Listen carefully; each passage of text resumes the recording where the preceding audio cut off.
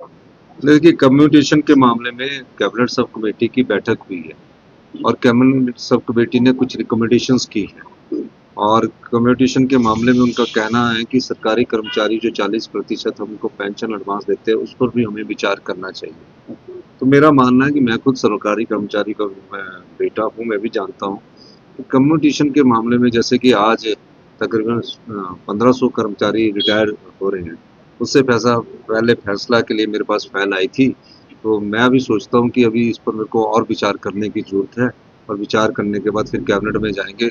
लेकिन जो आज कर्मचारी हमारे रिटायर हो रहे हैं, हम चाहते हैं कि उनको पूरा कम्पेन्सेशन मिले, क्योंकि कम्पेन्सेशन एक इस प्रकार का धन है कि जब वो रिटायर होता है 30-35 साल के बाद सरकारी कर्मचारी या अधिकारी, तो उसने कुछ बचाया नहीं होता, तो वो अपने घर में जाकर उसका मकान बनाता है, बिल्डिंग बनाता है, उस पर पैसा खर्च करता है और उसके बाद वो अपना बुढ़ापा का जीवन यापन ठीक करता है।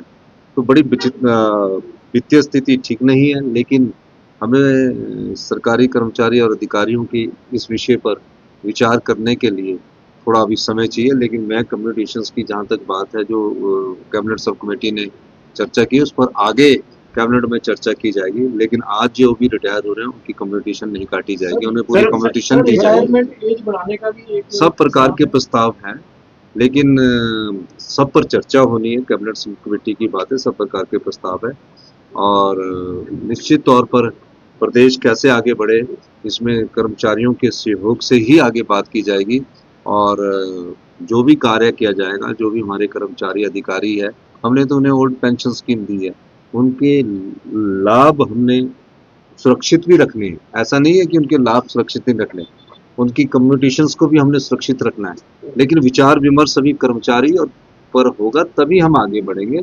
इस दृष्टि से हमारा सोच बनती है और मेरा ये मानना है कि अगर रिटायरमेंट की भी एज बढ़ानी पड़ेगी, तो वो भी कैबिनेट में चर्चा होगी।